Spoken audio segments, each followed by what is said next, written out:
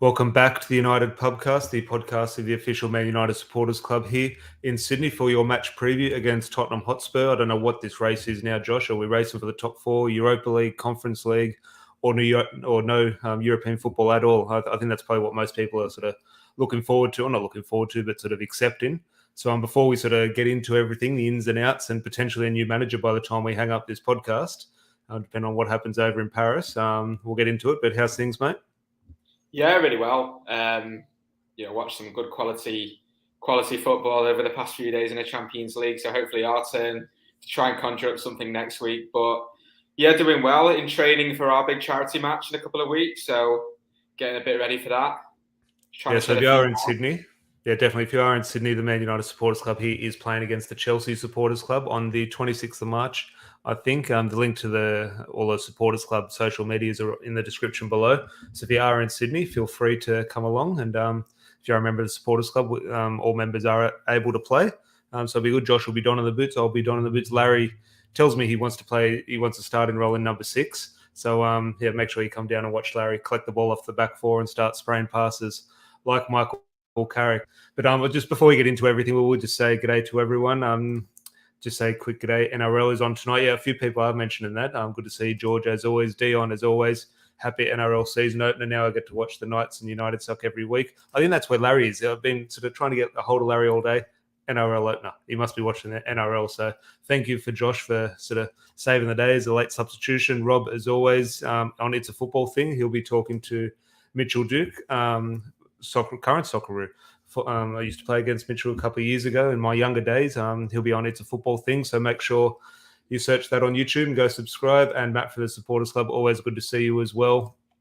And Ryan, good to see you, mate. PSG are so Spursy. Well, we'll start on PSG and Spurs and the Champions League this morning, Josh. Look, it's PSG v Real Madrid, but it does have a Manchester United link to it in regards to this match preview, in regards to Man United and Tottenham, because there is one man who's going to be dominating the headlines big time over the next couple of weeks or next couple of days, who knows, Maurizio Pochettino. Before we get into the Pochettino debate and sort of the latest sort of goings-on in that area, did you watch the match? Oh, my God, what a football match that was. Just in terms of the drama, yes, it's quality. They're two quality football teams with great players, but my God, that is what Champions League football is about. Yeah, I mean, look, the 4 games that have been so far, second leg, have been absolutely terrific, bar maybe the City game today. That was 0-0, but even still had a few chances in that.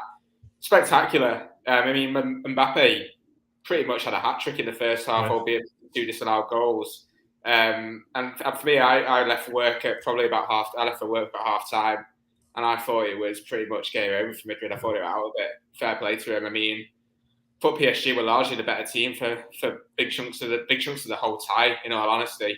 But Madrid showed their class, showed their experience in the competition. It's weird watching PSG because you look at their team. I know Messi's getting a lot older now, and we're sort of seeing the effects that age have. We can look at Ronaldo for us at the moment, but even still, a team of that quality, how they've not sort of got their hands on it yet, it's just unbelievable. And I just don't think they ever will. I think it's one of those ones, and maybe Chelsea have sort of ended this argument, but it's why I wasn't surprised when City lost the champion, albeit against Chelsea last season.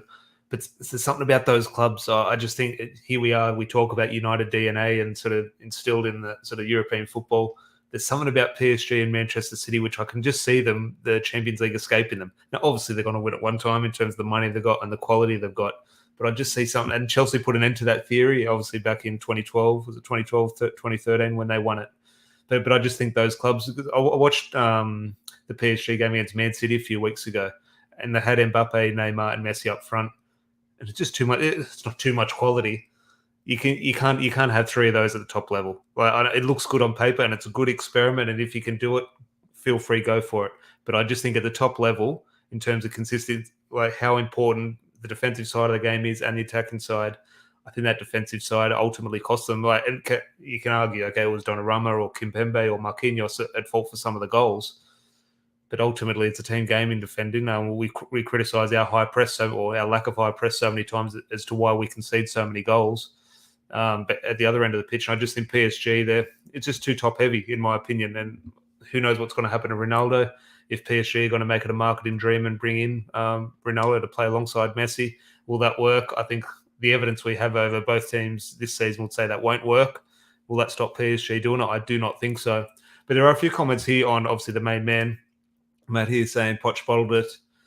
Can I just say, well, actually, before we get into Pochettino, I've just seen this from Dion. Can I just say how good are both Benzema and Lewandowski? And no, I don't think we should buy either of them. Yeah, look, completely agree. I don't think anyone's saying, well, actually, some people probably will say buy them. But look, Lewandowski, well, Lewandowski, you don't need to say anything about him. Look, what a player, what a striker. The thing I want to talk about Benzema, what a career he's had. Because like he had to sort of live it. You haven't really realised it, but he's had his big chunk of his career, pretty much his whole career, in the shadows of Ronaldo, Bale, Di Maria, whoever else has been at Real Madrid. But I remember back in the last time we won the Champions League in 07-08, Benzema tore Vidic and Ferdinand apart in the away leg over in France, and obviously we did end up going through in that time. Thank God we won the Champions League. That was back in 2008. He was doing that for Lyon. It's 2022, and he's banging in hat tricks in the Champions League. And I just think, what a career, what a striker. Ferguson did want him. It didn't pan out. We didn't get him. Obviously, went for Dimitar Berbatov. And but just what a career he's had and still going. Absolutely fantastic, yeah. And I think a lot of it, you got to remember, he had that massive chunk of his career out of the France squad. And people forget about that. And that's sort of, you can sort of look to a player's quality where you link them both internationally and domestically. And I think that sort of played a part in how, I won't say underrated he is, because you know his quality. You know, you have to look at his career record, Champions Leagues, league titles, Copa del Rey's. Doesn't need explaining. But when you don't have that international credibility because France have been successful without him, for whatever reasons they were, I think he was banned from the squad for some time anyway, it's going to have that impact. Yeah, no, definitely. Well, Matt here's saying, I just want to move the discussion on to Pochettino.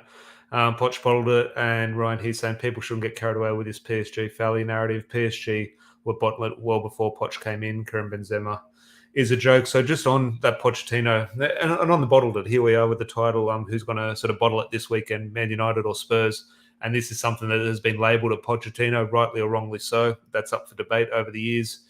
I think a lot of the bottling at Tottenham was down to Tottenham, not so much Pochettino. I think he did very well to get them into a position where we could even talk about trophies, let alone compete for trophies, which he did go close. Obviously, he didn't sort of succeed in winning the trophies, but he did put himself in a position far closer than what Manchester United has in recent seasons. And that's not me saying get Pochettino. He's a little bit down on the pecking order for me. But just your thoughts on the Pochettino situation at PSG. Now, this could very much change if anyone's scrolling through Twitter and you can inform us if Pochettino has been sacked, because I'm sure it's going to happen any minute. I think PSG will act quick. But just your thoughts on it, because here I am saying I don't think the team is set up in terms of they'll win the league. That's a success. But success for PSG is winning the Champions League. So ultimately, they have failed. I think, as I said, I don't think they can win the Champions League with that squad. I know it looks good on paper and he should be able to, but just how much of this do you put down to Pochettino, or is the PSG job just a bit of a poison chalice? I think you alluded to in your previous comments as having a team with that quality up front and no balance in defence, playing a high press, which is never going to create that balance. And it's been there long before Pochettino was at the club. You look at Tuchel, he was sacked for it pretty much, and then went on to win the Champions League with Chelsea. Goes to show that sometimes the manager is not the problem. You look at Chelsea's squad, they're not like the best team. They're not a champion. You don't look at their team and think, oh, this is a Champions League winning team. They won the team because they had an organised coach that played the team to their strengths against a team that could easily be exposed in Man City. And that's why Tuchel probably wasn't a problem at PSG. It's a team full of egos that can perform. You know, you look at Di Maria, he's been a great player for PSG. I wouldn't say he's been a bad player for them. You look at the likes of Neymar and Mbappe, speaks to themselves. Obviously, you didn't have Messi last season, but that's what you're going to get judged on this year. You look at the fact that they've just acquired Lionel Messi. It's a player with so much reputation, but you've got to remember it's one of the best players in the world that's coming to the end of probably being in that category of the best player in the world. And it's having that effect on the team, and you're going to get judged on that. Of course we are. If we had Messi, we've got Ronaldo and we're getting judged for it. All of a sudden you sign a 37-year-old, you're expected to win the league. And look, I'll hold my hands up. We had a podcast when he signed and we were thinking we're going to win the league. But reality hits in. United have had problems way before Ronaldo arrived, and it's not going to get solved with Ronaldo playing. And it's the same with PSG. It's not going to get solved with Messi coming. They didn't win the league last year. They lost the league to, was it Lille? Yeah, I think it was Lil. Someone could correct me in the comments, but I'm pretty sure it was Lil. But on that, in regards to you talk about the team of individuals at PSG, like great individuals who can perform on their day. Quite easy transition for Pochettino to come to Man United in regards to the squad we have. Like, where are you sitting on the? If you rank it out of 10, let's say, okay, he's the manager at the moment at PSG. Ultimately, he's going to leave at the end of this, whether it be now or the end of the season. Where would you rank the chances of Pochettino actually being our manager? I think he's definitely in the top three. I think United will consider three major managers. But out of 10, what would you rate it? The chances of him? Probably about 3 or 4. Oh, I'd say 3 and 4 out of 10. I'd say Ten Hag is probably yeah. edging it a lot. I think he's the major favourite. I mean, learning English in a country that speaks English. I've seen him speak perfect English. But with Pochettino, for me, I just don't. I think it's just an easy rumor. It's a very easy rumor to have. I mean, you look at Lewandowski for an example, out of contract or something at the end of, I don't know if it's this year or next year. Very easy rumor to put him to United because we need him, and United like aging strikers. So even if he is one of the best players in the world, Well, you talk about earlier. I just can't see Pochettino coming to United. Unfortunately, well, unfortunately for some fans, but unfortunately for him, I think if he was to get sacked from PSG, I don't think United would be his next club. We talk about where was it here? Rob made a comment here. You talk about earlier, we were talking about individuals when we signed Ronaldo, we're talking about winning the league and we have a title winning squad. And when Antonio Conte was available, we spoke about, well, we don't need that long-term manager because the squad is ready now. We have players in their prime. So it doesn't matter about the project or the plan. Just get a manager in who can get results now. And that could result in a Premier League title or a Champions League title. However, you look at the situation our squad finds itself in and the quality or lack of quality and the contract situations, etc. Rob makes a point here, which a lot of people glossing over, but he's bang on the money here. Everyone's saying don't go for Poch, he won't win the league. We're not winning it anytime soon anyway. So we need someone to start a project to promote youth and have a style of play. Do you think that is... I don't think the Glazers and the owners will be thinking that. They'll be thinking next season they can go win the treble. But do you think from a football department, maybe Ralph Rangnick's style of thinking, he's thinking, well, hang on, this team's not going to win the league anyway, so let's not get that manager. Let's not get a Conte. Let's not get a Mourinho or a Tuchel or whoever's going to win the league. That's not the job. The job over the next 2-3 years is a job that Pochettino does, like what he did at Spurs. Because you look at the situation just in terms of the ladder where we are, it's very much a Tottenham Hotspur position where Pochettino took over Tottenham. Yeah, I mean, look, if you look at next season, you get a new manager. The aim's not going to be to win the league. The aim will be to get a top 4. As it's all of a sudden accumulated like that this year, albeit in October. Went from being league contenders or wanting to win the league to late September, the league title's over already. You go for top 4. That's looking. We'll go on to discuss this in a bit, but top 4's, in my opinion, that's been over for a long time in my eyes. So I think next year, whoever comes in, regardless of the quality they have or the credentials they have, we've got a lot of work to do, not just with this squad, but also with like the board handling, the logistical side of things. We'll probably go on to discuss the performance last night, but it used to be a punishment to go and be in the under 21s. It's probably a blessing. And Harry Maguire was in there. Harry Maguire was watching yesterday. It's probably the closest he's getting to seeing a trophy won this year.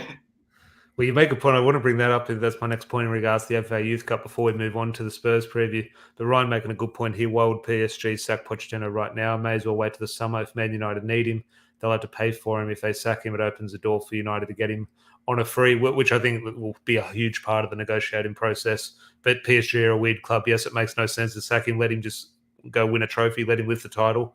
And then obviously let him go at the end of the season. But PSG are a weird club. But Josh, you mentioned that in regards to the FA Youth Cup was obviously overnight Man United beating Wolves 3-0, which sets up a FA Youth Cup final. Just remind you why you sort of little things why you do love the club, because over the past couple of weeks, sort of everything is sort of brought to the surface. Things a bit so we hate about the club in terms of we don't like this, we don't like that. But it has a real depressing feel. But when you look back at sort of the under 18s getting through to an FA Youth Cup final, playing at Old Trafford in front of thousands of people, it just gives you a slight reminder. Okay, it's not what we want in terms of it's not winning a Champions League or a Premier League title, but it's just something to put a smile on your face to just remind you, yep, this is the club I support. Absolutely, and it's a fantastic achievement if you look at the state of our youth system as well. I mean, it wasn't long ago where our youth team actually got relegated into the lower, I think it's like the Division Two of Yeah. the Premier League or the Championship now.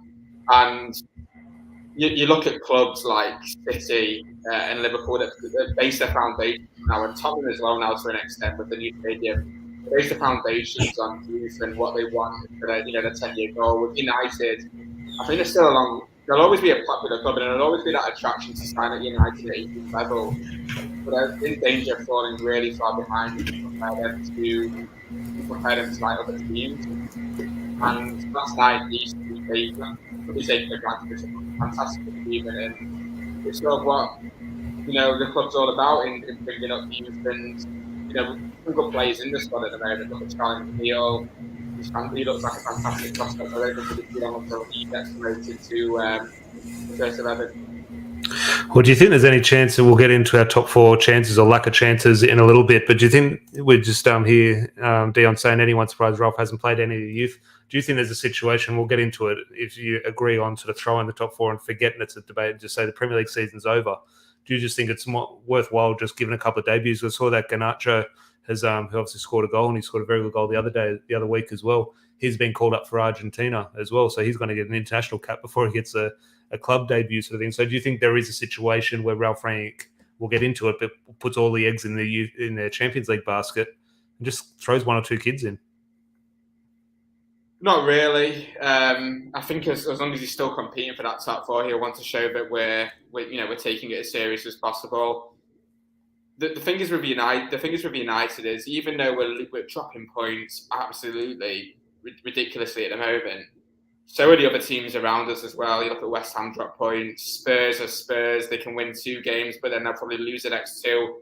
Maybe not against us, but they'll probably lose the next 2. And the only one that's looking a little bit consistent is Arsenal. But with Arsenal, it's been proven in the past. They only need one hiccup in the road, and it could really, ruin all the good momentum they made. So I think it's still pretty. I don't think we'll get top 4, but I think as long as we're still competing, he won't take the risk of just giving so many debuts at the moment, unless there's a big injury crisis, which COVID's obviously still taking its toll. So we can see in the back 4. Yeah. No, definitely. Adam here with a good shout. Something to point out. Good to see Ollie's daughter win her first cup. Obviously, I don't know if it's the 21s or the under 20s, but the youth team or the women's team won their cup final, which is good to see. And yeah, Solskjaer's daughter I saw got an assist. So good to see her out on the field and continue the footsteps. But just on that, just back to the youth cup before we move on to the sort of starting 11s, a bit of trivia, and anyone in the comments, feel free to have a guess as well. Or not a guess, but you might know it. Josh, I'll test you. I'm pretty good at trivia. I'll test you. Last time we won the FA Youth Cup final, we have 3 current players in the current squad who played in that final. Do you know who they are? Paul Pogba, Jesse Lingard, and Tom Heaton. Tom Heaton. I don't think it's Tom Heaton. No, the one I'm going for is Harry Maguire on the those inside. He injured one of the players, didn't he? No, Harry Maguire was the one who got injured. He went to hospital, a head clash. Yeah, I can't remember who it was. Whether it was one of I don't think someone wouldn't be Tom Heaton. Well, wouldn't be Tom. Oh, actually, Rob's got a shout. Yeah. Rob's got a shout here of Henderson, possibly, but I know it's Harry Maguire. Harry Maguire was obviously playing for Sheffield United at the time. We had the team of sort of Paul Pogba, Jesse Lingard, Ravel Morrison, Tony Cliff, etc. So a fantastic youth team, and you just look at what some of those individuals went on to go and do. In terms of, even Harry Maguire for the opposition went on to have a career in the game. Whatever you think of him now, he has had a career. He's gone to the Euros. He's gone to a World Cup. Jesse Lingard's had a good career.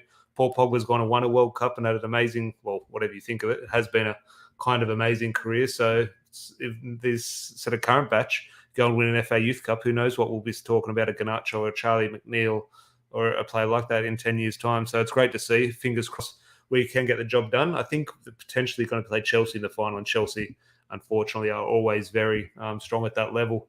But we'll start to move on, and we've talked about the top 4 chances and what you'll do. Are you going to throw the season away and focus on the Champions League or anything? When we're talking about team selections and that whole narrative, it's really not a team selection thing. It comes down to one player. It comes down to Ronaldo.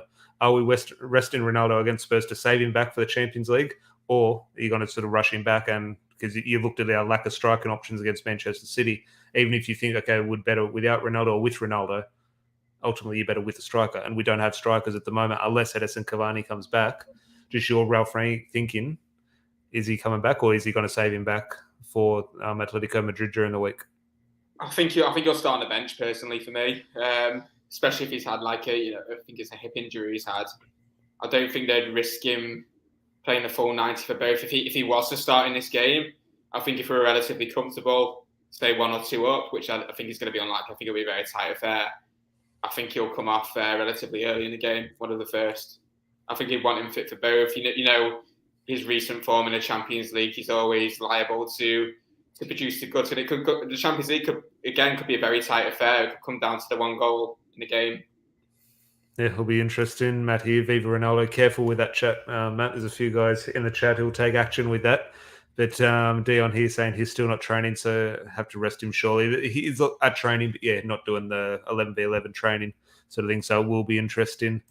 Rob, you think you'll come off for Cavani? Well, we'll go into team selections here. I'll just bring yours up, Josh, if you can talk everyone through it. We've got here Captain Fantastic, Harry Maguire gets a starting spot for you. And obviously no Ronaldo, which you just sort of alluded to. So give me your thinking. I just don't think Cavani.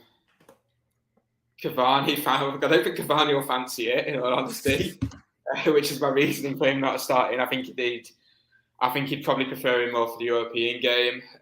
The Rashford was a tough call over Elanga.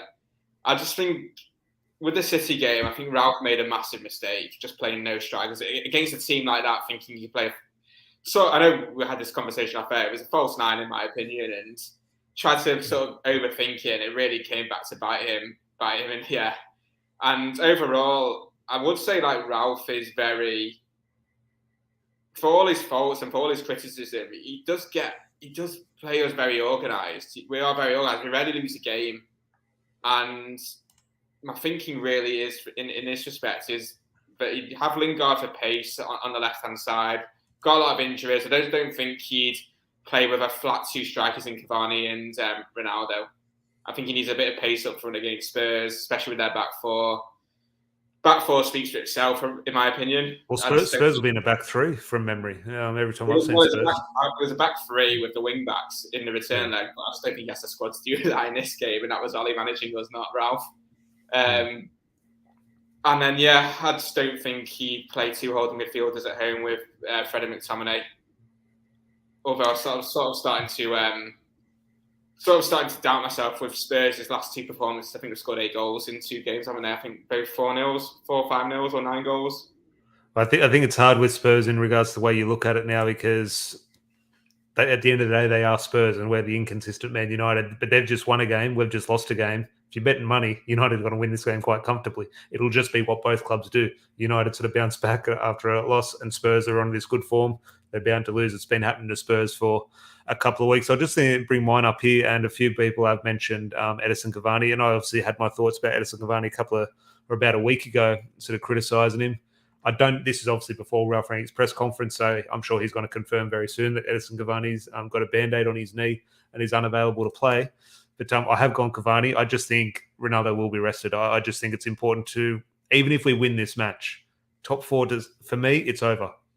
I don't want any more discussion about top 4. I think it is done. Just the situation where Arsenal are ahead of us and have 3 games in hand. Now, I know they're probably not going to win those 3 games in hand, but until we're in a better position, I simply don't want to talk about it. So for me, it's all about the Champions League, and that means keeping Ronaldo back fit for that Atletico Madrid match. I've dropped Harry Maguire. I don't think that'll happen. Varane, I think he's back from COVID. If he did have COVID, I think he was ill, but I'm bringing him back over Harry Maguire. Diogo Dalot, I don't know what he's done. He has to come back in for me. I think he's been very good since Ralph Rangnick came in. I don't know what he did to get dropped performance-wise. Definitely not. Maybe it's something personal, but performance-wise, I think he should have been keeping his spot. Pogba, Bruno, I think Matic deserves a run. I think Fred and McTominay will play against Atletico Madrid, and obviously do need to rotate. And I think in terms of our lack of control in recent weeks, I do like Nemanja Matic in that role, and it's going to be his 1 game a month. As I said, Cavani and Sancho picks himself. I think Sancho is one of the most informed players in the league, let alone Manchester United. And look, yes, tongue in cheek, Juan Mata, obviously he's not going to play, but I still make a case for that, especially with Diogo Dalot does like to get forward, and we can argue about Diogo Dalot's quality when he gets forward, but ultimately he does do that. So Juan Mata can tuck in. It's not a right wing position. He does link up very well with the likes of Bruno and Pogba. And he just needs to play because he's not going to play against Atletico Madrid. And we talk about these dressing room leaks. It has come out in a couple of interviews, people, they've used the word baffled or bemused. Mata's training well, he's fit, and the players are thinking, hang on, why isn't this guy getting any minutes? Like one or two stories have come out about sort of the players sort of concerned that the manager is, I don't know what the word is, disrespecting Juan Mata because he simply has not got a look in. The nature of Juan Mata, unfortunately, Tom, he's going, I don't know why he's there, in all honesty. I don't know why he signs the contracts every year. There must be some sort of coaching thing we don't know about, or he's working his way up there to an ambassadorial role. But he's a better footballer player than 90% of our team. So he signs that thinking, well, I'm a better footballer, I should be playing. And then the manager doesn't pick the better footballers. And you think, well, yes, now it looks like, why on earth did he sign it? But he signs it because he believes in the ability to play. And at the moment, he's got Marcus Rashford, Anthony Elanga, or Jesse Lingard, whoever, playing over him. And I'm not saying play Juan Mata every week, of course not, but give him a chance. Give him half an hour sort of against, in this, if you call this a dead rubber game against Spurs, who knows? But he needs minutes because, as I said, we get through to a Champions League semi-final and Bruno suspended on 2 yellow cards. Donny van der Beek's on loan at Everton. Jesse Lingard's head at West Ham. Suddenly you need a number 10 in a big crunch game. You can't throw him in for his first game in 5 months. You do need to keep the minutes and sort of the motivation levels there. I just think look, I've said we both agree that top four is out of the question for us. But if somehow you get a win against Spurs, which is probably quite likely, we're at home, play a decent strength team, and you win the game 2 or 3-0, all of a sudden everyone's getting excited again. We're going to get top four. You're beating someone. Look, if we win this game, I'll be on the podcast on Monday saying top four is back on. I know I will. I'm an idiot. I know I will. That's just the nature of the beast being a football fan.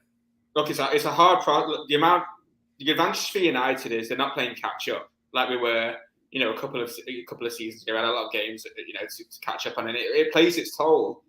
Teams like Arsenal and Spurs that have these games in hand, they've got to fit them in at competitive times of the season against teams as well that are still competing across multiple competitions as well. I think Spurs and Arsenal's more a mental thing because if we get to Atletico Madrid, we still have the game, so we actually will play the same amount of games almost, like potentially, where Spurs and Arsenal have the same amount of games, but it'll just be a different mentality going into that rather than it's a weird situation. But I do think here, Ryan here saying, which this does give me hope, Arsenal will stuff it up, don't worry, lads. Look, if there's one club that will, it will be Arsenal. And George I was speaking to, he's not in the comments at the moment, but George, I was speaking to him a little bit earlier, and he's got a hell of a scenario here, Josh. Listen to this one.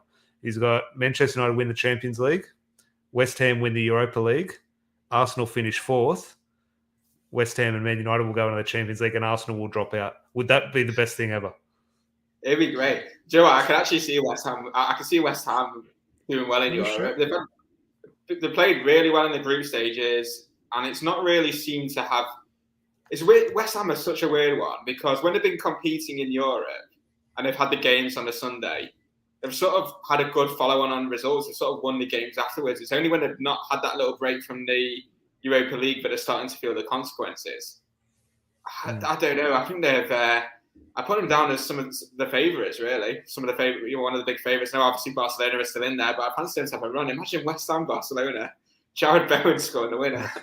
I still can't accept a team that sings about bubbles winning a European trophy. I will not have it, or even playing at the Nou Camp. But it would be fascinating to see West Ham v Barca. But it just does about wrap up this preview. Just a bit of a short one today. Obviously, we'll be back on Saturday night or Sunday morning, 4:30 a.m. game here in Sydney. So Larry and I will be back on Sunday night, Australian time, Sunday morning, UK time for a bit of a review. But before we sort of do say goodbye, Josh, Tottenham won last week. We lost. So you confident of United win? I'd say 2-0 United for me.